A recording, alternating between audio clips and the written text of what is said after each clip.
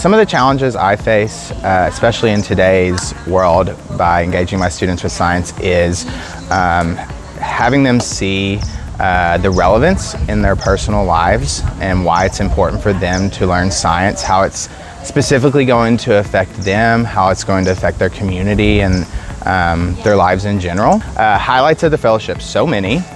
It's an amazing opportunity, so many great experiences. I would say probably my highlight would be swimming with the whale sharks.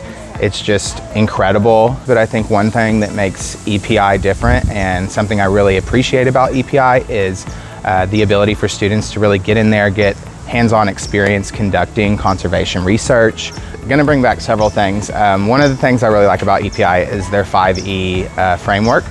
So I'm definitely going to bring back several lessons using that 5E framework, and all of the lessons that we've talked about are incredibly engaging. They're incredibly relevant to all of the students' personal lives, and I think it's really going to help inspire them and help get them interested in science.